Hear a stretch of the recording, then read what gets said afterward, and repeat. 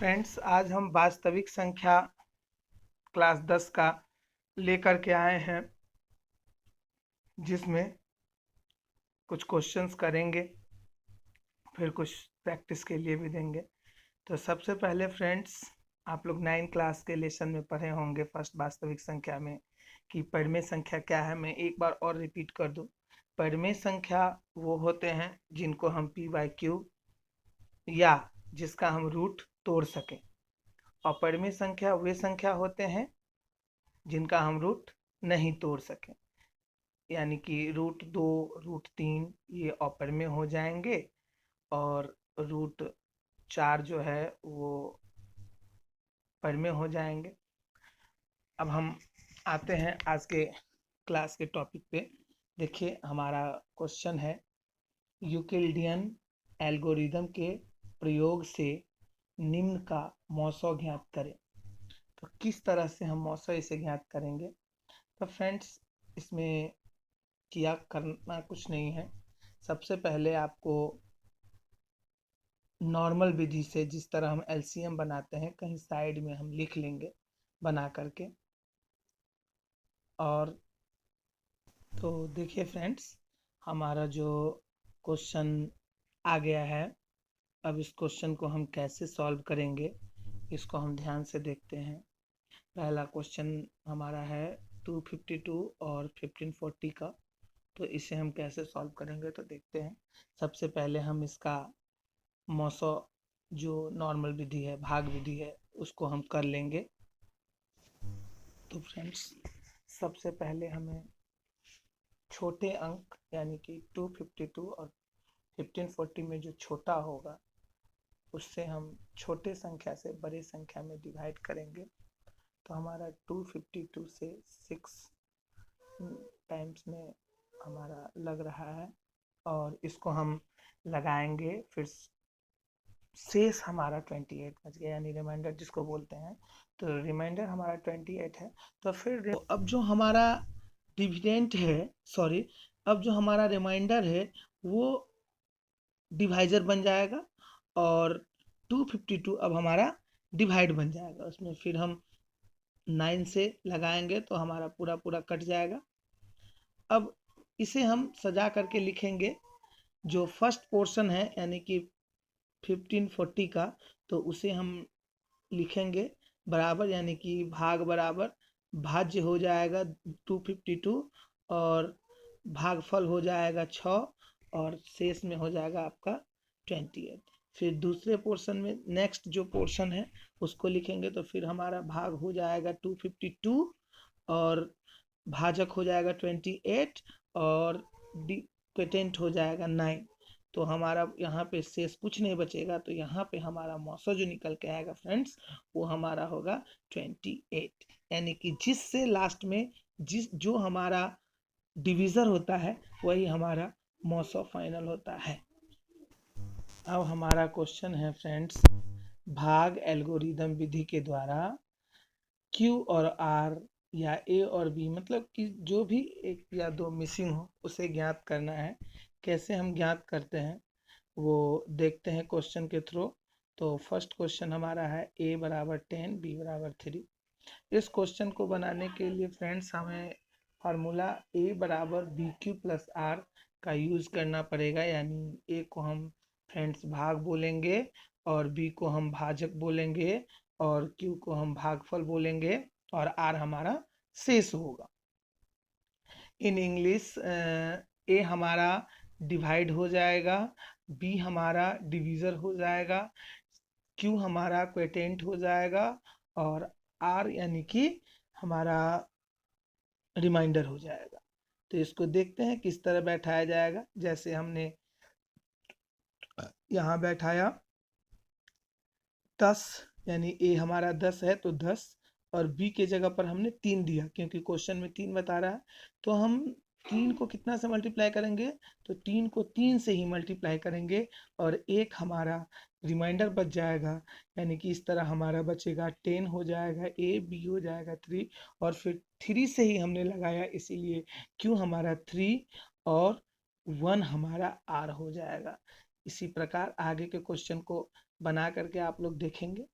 और अगर नहीं आप लोगों को बन रहा है तो प्लीज़ आप हमें फ्रेंड्स बाकी जो क्वेश्चन हैं उसको हम प्रैक्टिस करके देखेंगे, उसको बनाएंगे, क्योंकि कहा गया है जो प्रैक्टिस ही सबसे बड़ा आगे बढ़ने का मूल मंत्र है। तो प्रैक्टिस आप लोग कीजिएगा।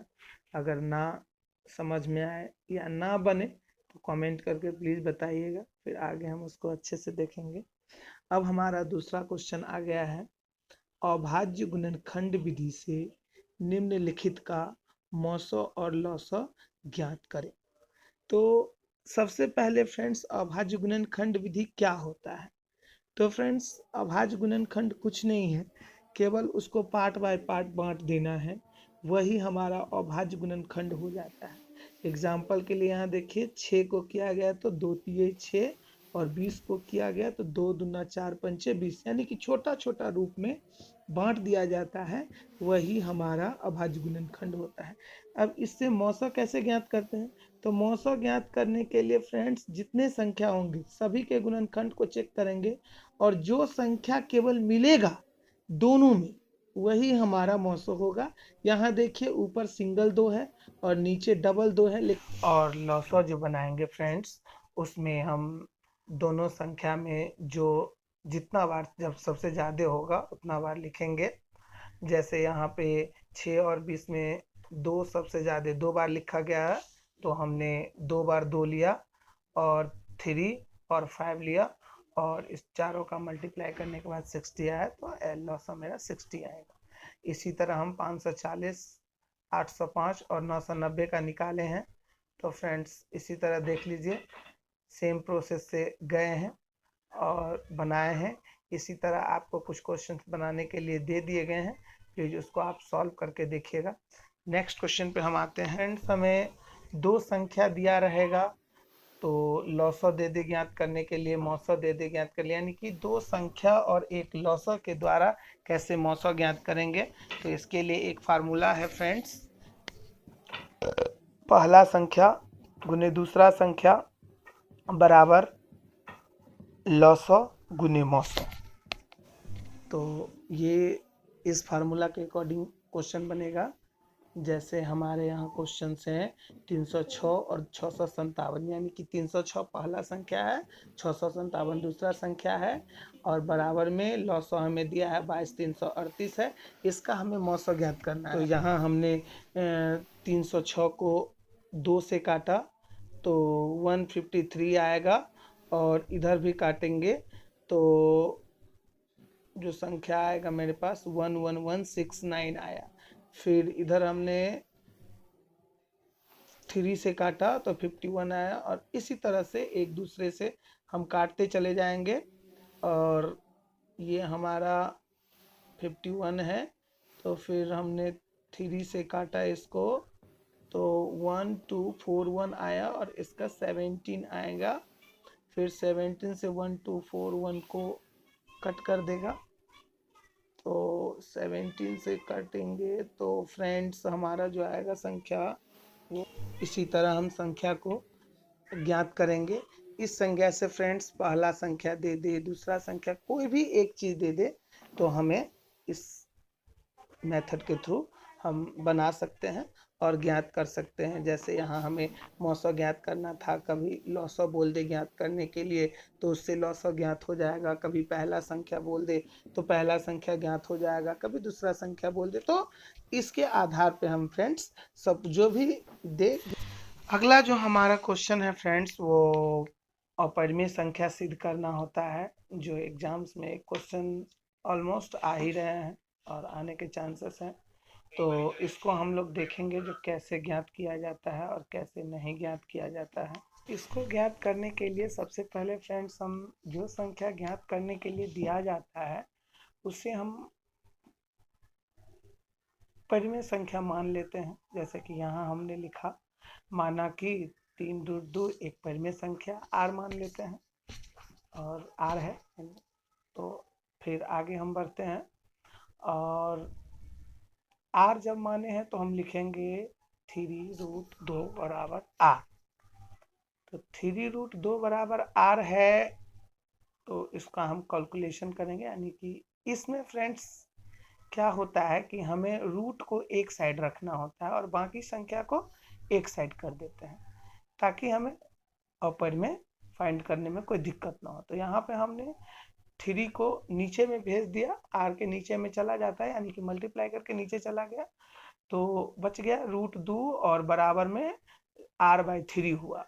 तो फ्रेंड्स हम जानते हैं कि r/3 जो है वो 2 परिमेय संख्या है, यानी कि r भी एक परिमेय संख्या और 3 भी परिमेय संख्या है। तो 2 परिमेय संख्या का जो भाग है फ्रेंड्स वो परिमेय संख्या ही होगा, जबकि √2 एक अपरिमेय संख्या है।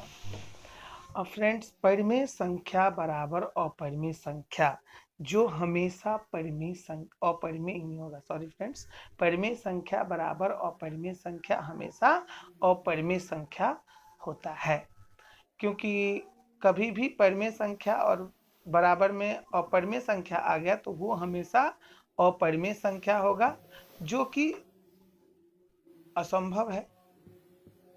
यानी परिमेय संख्या बराबर अपरिमेय संख्या परिमेय संख्या कभी नहीं हो सकता है।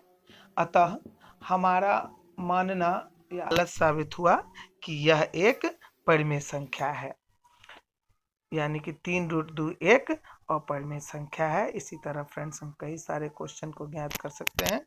बस ऊपर के जो 2 लाइन होते हैं गुना करने वाला, उसमें फ्रेंड्स इतना याद रखना है कि हम इस तरह से गुना करें ताकि एक साइड केवल रूट बचे और दूसरे साइड बाकी जो भी संख्या हो एक साइड कर देंगे और इस तरह से हम ज्ञात कर सकते हैं। आइए अगले क्वेश्चन पे। और अगला क्वेश्चन जो है मेरा फ्रेंड्स वो है बिना भाग दिए हमें शांत और अशांत ज्ञात करना होता है, यानी कि कौन से क्वेश्चन शांत हो जाएंगे कौन से क्वेश्चन अशांत होंगे। इसके लिए फ्रेंड्स हमें कुछ नहीं याद रखना है, बस Q यानी कि हर जो होता है हर का अभाज्य गुणनखंड करेंगे और उस गुणनखंड में देखेंगे कि 2 और 5 है कि नहीं, यानी कि 2 और 5 के अलावे कोई भी संख्या उसमें घुसा हो तो वो हमारा फ्रेंड्स अशांत हो जाएगा, और अगर केवल 2 या 5 हो या दोनों हो तो वो हमारा फ्रेंड्स शांत हो जाएगा।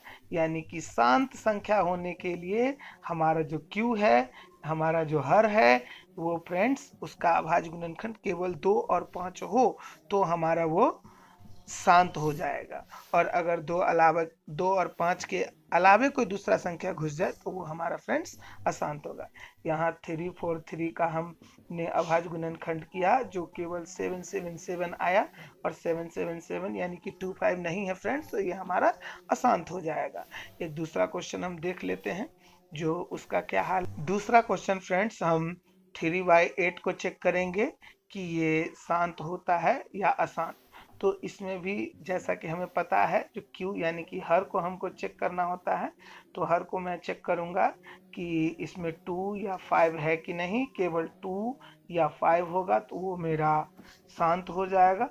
तो हमने 8 का अभाज्य गुणनखंड किया तो 8 का अभाज्य गुणनखंड 222 आया, और 222 केवल आया इसलिए यह शांत हो जाएगा। इस प्रकार फ्रेंड्स कितने भी बड़े से बड़े संख्या जो भी क्वेश्चन दे हमें उसे कर लेना है, शांत और अशांत ज्ञात कर लेना है। जैसे एक संख्या है 0.105, इसको देखिए फ्रेंड, तो हम इसका दशमलव उड़ाएंगे, नीचे 1000 आएगा, दोनों को कट कुट किया हमने तो 21/200 आया, और 200 हो गया हमारा हर। तो 200 को हमने फ्रेंड्स अभाज्य गुणनखंड किया तो फ्रेंड्स 2 2 2 5 5 आया, और केवल 2 और 5 ही दिख रहा है, इसीलिए फ्रेंड्स ये मेरा शांत होगा। अब फ्रेंड्स नेक्स्ट मेरा जो क्वेश्चन है वो दशमलव प्रसार ज्ञात करना है, यानी कि किसी भी संख्या का दशमलव प्रसार कैसे ज्ञात करें ये हम चेक करते हैं।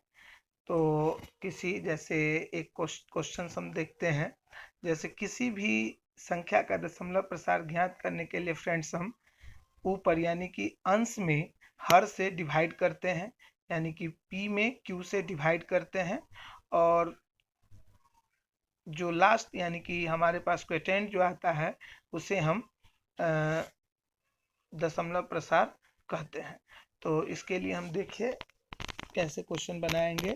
तो सबसे पहला क्वेश्चन हमारा इसमें दिया गया है 3.3/8, यानी कि इसको पहले हम तोड़ लेंगे।